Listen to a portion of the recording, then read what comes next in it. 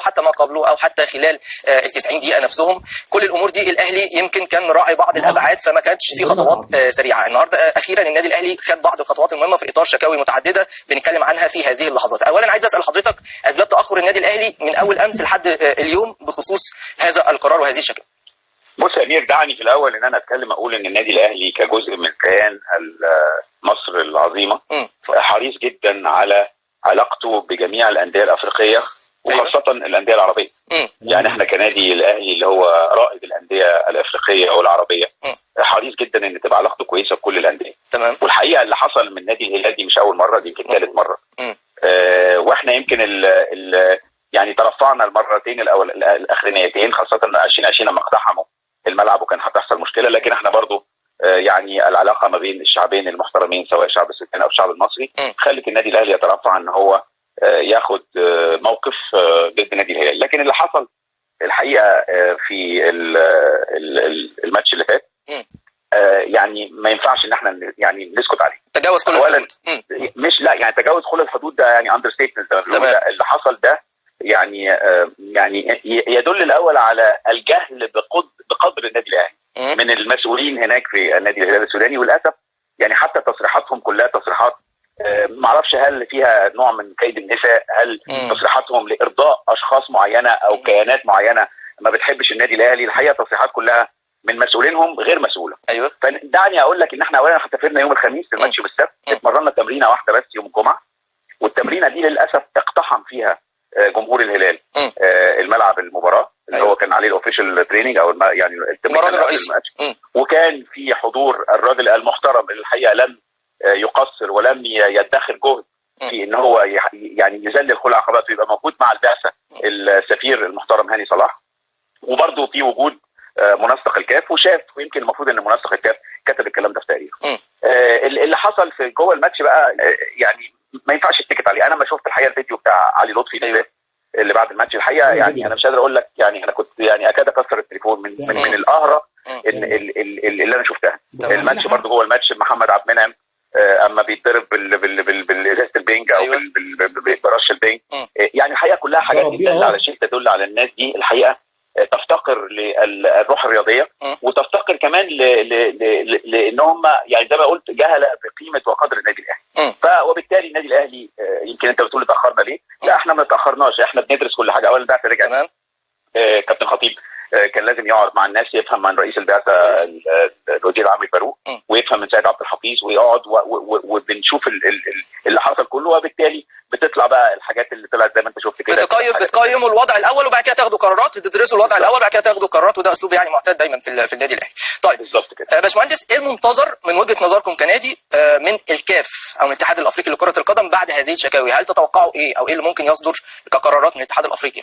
والله بص يا كريم، انا مش قادر مش قادر ان انا يعني اقول ايه اللي ممكن، ما اعرفش الناس بتفكر ازاي، لكن انت النهارده بتحاول تجيب حق النادي الاهلي وتثبت حق النادي الاهلي بالمستندات. خلي بالك احنا لما بعتنا امير الشكاوى بتاعتنا بعتناها مدعمه بالمستندات الصوت وصوره، يعني كل حاجه بالمستند. وده برضو من ضمن الحاجات اللي خلينا نتاخر، ان احنا كنا بنجمع كل المستندات لان ما كانتش كل حاجه في جبعتك يعني. وبالتالي خدنا وقت لغايه ما نجمع المستندات عشان اما نبعت الشكاوى بتاعتنا تبقى مدعمه، ويبقى المفروض ان يتخذ قرار يعني من الكاف ضد نادي الهلال.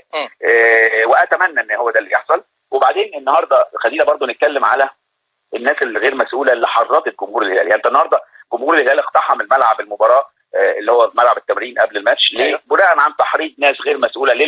للاسف الناس بتطلع تتكلم في الميكروفون كل يوم وبتحرض الجماهير وبتقول حاجات، يعني عايز اقول في مثل بيقول لك لو كان المتحدث مجنون يبقى لازم المتلقي يبقى عاقل. النهارده لما الناس تقول لك ان النادي الاهلي هو اللي خلى الكاف تمنع الجماهير من ان هي تروح، هل بني ادم عاقل وبني ادم متعلم يقبل حاجه زي دي؟ اولا في لوائح وفي شروط امن وسلامه للجماهير وشروط امن وسلامه للملعب. لو الملعب نفسه يعني شروط الكاف غير مطابقه ليه وبالتالي هو بيحمي الجماهير، ده مش النادي الاهلي اللي بيحرض على حاجه زي ده، او مش النادي الاهلي اللي طلب حاجه زي دي، او مش مدلل على حاجه، بدليل ان النادي الاخر بيلعب بره مصر. يعني المريخ بيلعب في ليبيا، ما بيلعبش في تونس لنفس السبب. وبالتالي يعني المفروض الناس تعقل اللي بتقوله. وبالتالي برضو النادي الاهلي قدم شكوى في قناه نادي الزمالك اللي هي بتتجاوز وان هي بتحرض الجماهير، ورئيس النادي اللي هو بيطلع برضه يتكلم حاجات تصريحات وحاجات غير مسؤوله للاسف.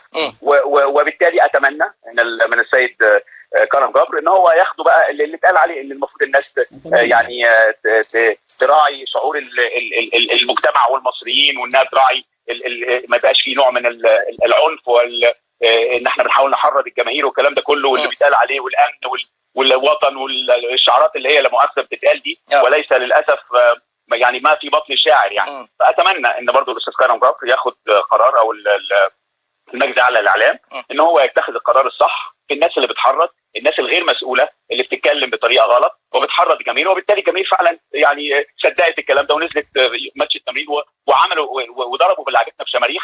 وبرضه احنا النادي الاهلي برضه ما رضاش يعمل حاجه لغايه ما عدى، قلنا برضه نعدي الماتش والتمام وان شاء الله تبقى الدنيا سليمه، لكن للاسف يعني ما حصلش اللي احنا كنا متخيلينه يعني. اذا هنا النادي الاهلي بيشوف ان التحريض كان مشترك سواء من داخل مصر او من خارج مصر عن طريق مسؤولي الهلال، يعني من خارج مصر عن طريق مسؤولي الهلال في تصريحاتهم بان المباراه هتقام بدون جمهور، لان الاهلي هو المدلل بالنسبه للاتحاد الافريقي، وان الاتحاد الافريقي بيعوض النادي الاهلي عما حدث في نهائي افريقيا امام الوداد. وايضا من داخل مصر من خلال رئيس نادي الزمالك لما تساءل وقال ليه اصلا الهلال بيلعب مع الاهلي بدون جمهور واشمعنى قدام الاهلي بس. مظبوط كده الكلام؟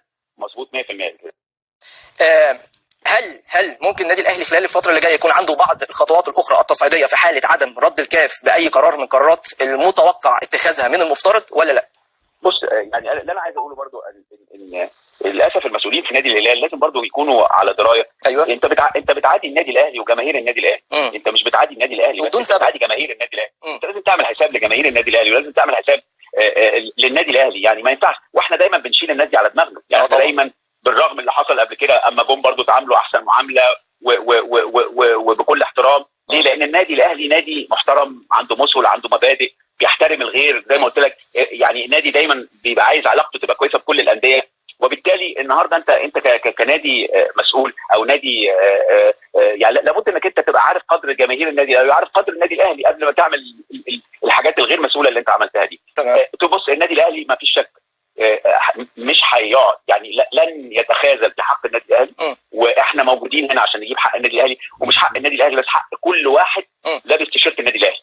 يعني اي حد بيتهان او اي حد يعني يعتدى عليه لابس تيشيرت النادي الاهلي، ده يعتبر بيعتدي على النادي الاهلي وجماهير النادي الاهلي وكل من يمثل النادي الاهلي. فاحنا مش هنسكت، واتمنى ان شاء الله ان الشكاوى، خلي بالك احنا ما بعتنا لوزاره الخارجيه. أيوة. لان النادي الاهلي ده جزء من مصر، وانت النهارده لما بتتعامل المعامله دي مش مره واثنين، لا ده 3 4 مرات، وبالتالي انت لازم يعني تبلغ احنا جزء من الكيان المصري، جزء من مصر. لازم ان احنا نظهر للدوله، ولازم نقول للدوله يا دوله في كذا كذا كذا. بالرغم زي ما قلت السفير المحترم هاني صلاح لن يدخر جهدا.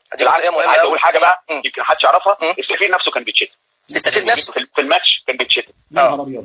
يعني ورئيس البعثه بتاعنا كان بيتشتم، وسيد عبد الحفيظ كان بيتشتم باقذر الشتايم. حاجه غريبه بصراحه، حاجه غريبه قوي. يدل على شيء يدل ان يعني الحقيقه انا مش عارف المسؤولين عن هذا النادي يعني ازاي يوصل بيهم الحل هذا. وبعدين اقول لك حاجه، النهارده الماتش ده كان المفروض بدون جمهور، كان في اكتر من 1000 واحد، وبرضه النادي الاهلي ترفع، ورئيس البعثه والجهاز ترفعوا ان هم يقولوا مش هنلعب الماتش الا لما الناس دي تمشي. يعني احنا الحقيقه يعني بنترفع عن كل حاجه، لكن لا، في وقت من الاوقات في حدود معينه، في حدود معينه. النهارده انت تجاوزت الحدود. أيوة. وما بعد الحدود. ما بعد الحدود. طيب يعني دي برضو مع التاكيد على ان العلاقات المصريه السودانيه اصلا علاقات مميزه جدا، لكن طبعا بعد ما تتخطى هذه الحدود لازم يكون في وقفه ولازم يكون في قرار. انا بديت معاك قلت النادي الاهلي كجزء من مصر طبعا يعني حريص كل الحرص على العلاقات الطيبه ما بيننا وما بين جميع الانديه الافريقيه وخاصه العربيه. بقول لك ايه يا امير، احنا مش كنا لسه في المغرب؟ شوف المغرب الاستقبال والحفاوه واللي شفناه في المغرب. يعني في تونس، يعني احنا ما عندناش مشكله مع حد، احنا دايما بنراعي. احنا النادي الاهلي، احنا كبير العيله الكرويه وكبير العيله الرياضيه، سواء في افريقيا او في الشرق الاوسط او يعني ما بين العرب كلهم. فاحنا النهارده الكبير لازم يتعامل بقيمته وبقدره مع الناس، وبالتالي المفروض الناس تتعامل معاه بهذا الاسلوب. يعني دي جزئيه مهمه. طيب خليني اسالك سؤال خاص شويه، وهو بيتعلق بالشكوى اللي حضرتك كنت قدمت بيها ضد رئيس نادي الزمالك بعد التطاول على رمز عسكري كبير، طبعا هو الفريق مرتجي. ايه اخر التطورات في الملف ده تحديدا بخصوص هذه الشكوى؟ والله يعني هتضحك لو اقول لك ان انا فعلا تقدمت بشكوى، وتقدم المحامي بتاعي الاستاذ محمد عثمان المحامي، وراح وقدمنا الشكوى، وتاني يوم استدعوا المحامي بتاعي الاستاذ محمد عثمان المحترم. ايوه. وقالوا له يشيل الشكوى. لا تاني معلش، لا تاني زي ما بقول لك كده قالوا له شيل الشكوى. قال لك اسحب الشكوى. ليه بقى؟ دي بقى في اي تفسير يعني؟ لا انا تفسير هو ما يبقى راجل عليه حكم شهر وما بيتنفذش دي ليها تفسير؟ بقول لك ايه، في حاجات كتيره قوي في البلد ملهاش تفسير. فانا بس بقول ايه، حسبي الله ونعم الوكيل.